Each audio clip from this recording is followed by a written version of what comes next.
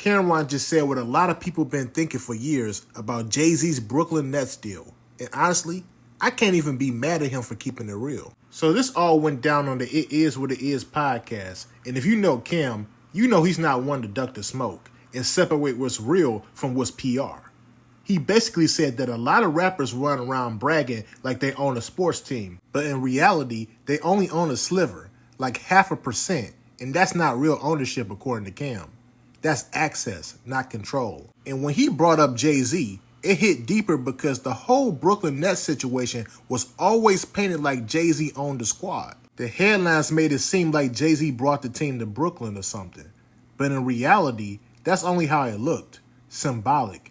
It was a power move for branding, not business control. Now here's where I respect about Cameron's take. He wasn't throwing shots just to hate.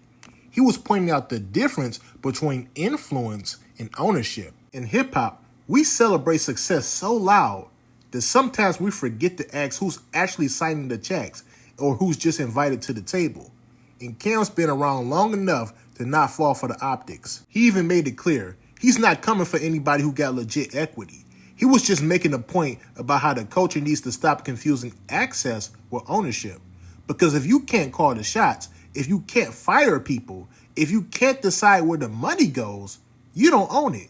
You're just a part of the promotion, and that's a big difference. The reason this clip caught my attention is because Cam didn't sound bitter. He sounded honest. He's seen the business side of the game. He's built companies. He's made real money moves. He's speaking from experience, not emotion. He's saying it's cool to have a seat at the table, but let's not act like you built the table if you didn't. So let me ask y'all this. Do you think Jay-Z really cared about owning the Brooklyn Nets, or was it all just a branding move to elevate his legacy? And after hearing Cam's take, do you think the culture puts way too much value on image over actual ownership? Let me know your thoughts down below in the comment section, and make sure you like and subscribe. Peace.